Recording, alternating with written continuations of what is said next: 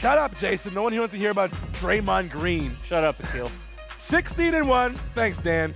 The final record for the Golden State not-so-much Warriors in their playoff run. Dan, this question's for you. It's got Dan written all over it. Lay it on me. I even see loose hairs hanging off of it. Are the Warriors the greatest basketball team ever? Oh, here we go. No, they are not. No, they're not. They were knocking on the door of it. If they had completed a 16-0 playoff run, you would have to take a look at that and consider it. But when you really put it all together, no, I still. Who's holding that spot for you? Oh, the Jordan Bulls. Celtics 11-13, like. That was in a 7-team league. That was a 7 teams in the league. What are you talking about? Stacked. Oh, but also, I'm partial to the '87 Lakers, who I think are kind of the model for what the Warriors are today. Yep. And except they didn't beat a team and have the next best player in the league after being down 3-1. Yeah. Join that team. So that's we've never, where the we've never been in the wrong. I'll say 2 years ago, Warriors all with that kinds model. of things the Lakers did to get Abdul-Jabbar, to draft Magic. There were a lot of chicanery for the Lakers to put that team greatest together team ever, too. Jason Tom? No, I'll cut it short. No, like we have to wait and see what happens. I mean, 11-13 for the Celtics, 6-8 for the Bulls, back-to-back three-peats. Yeah, but you're talking about in a single season. Yeah, we're not about single season. Oh, you're talking about, okay. Not a dynasty. No, where's that rate? No, I mean, no. What if they had been 16-0 though? I mean, they're 16-1 in the playoffs. Yeah. The league isn't that bad. Yeah. You know? All right, it's a conversation. I think they're top 5. I'll make it short. No, we have a lot to talk about today. I'll just say no. All right, let me throw this at Evan Reese. Yeah. LeBron James. Yeah. Balled out. First player to ever average a triple-double in the NBA Finals. But with this loss, his record is now 5 NBA Finals losses.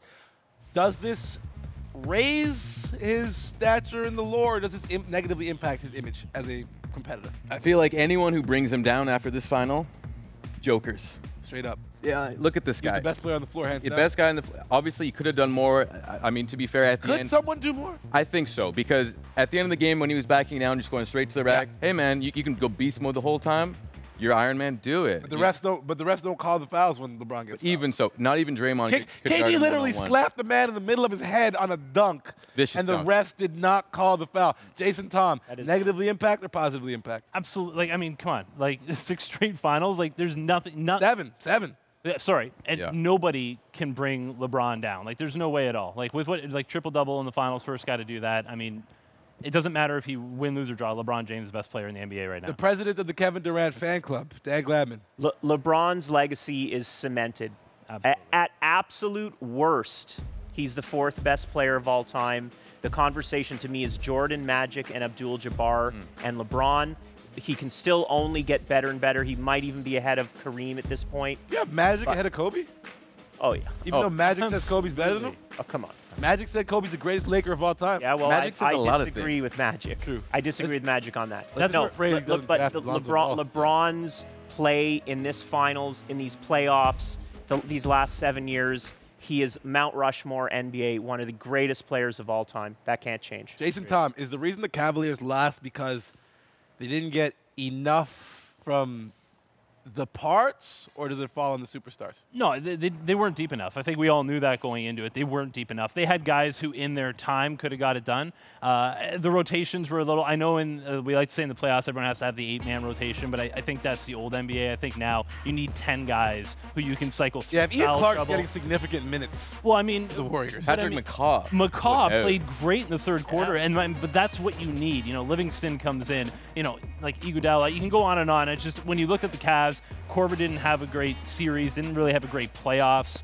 Darren Williams is past his prime. They didn't even play Channing Frye.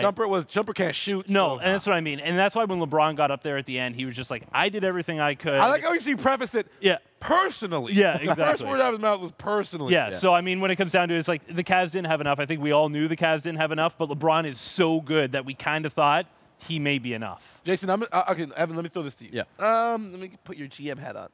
What's next for the Cavs? What do they do now? Next for the Cavs, they need to not re-sign Darren Williams because he's a scrub.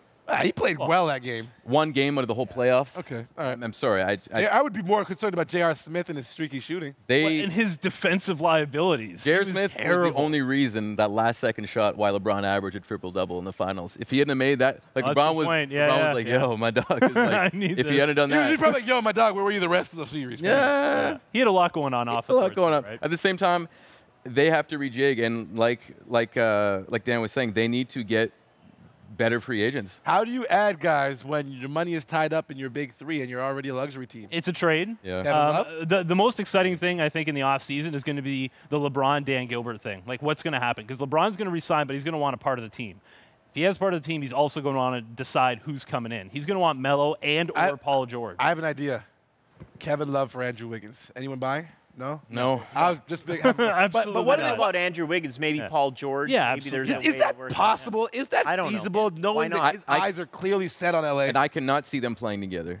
Okay, well, how about Melo, right? George and LeBron. Melo is going to be a block hole. He's going to get his jab step and his jumpers no matter what. That could work. They're friends. They could have used friends. some jump shots. But Paul George, no. You guys all said that part of the issue was depth in the supporting cast. You guys are adding one superstar. Is not the problem not throughout the roster? Is one guy enough to fix this group? They'll get more. LeBron will pick up the phone and get whoever he needs to fill different spots. Rio? Mario Chalmers? Did you see the auditions they held mid-season? Yeah. They auditioned Mario Chalmers. They brought in Larry Sanders. Norris Cole. Like, these aren't guys that could backfill for a championship team. Maybe they should go similar to the route Golden State did. You know, they did bring in some veterans who you didn't think were going to help, but they're character guys, so they did fit in. JaVale McGee was a surprise. What the hell are you talking about?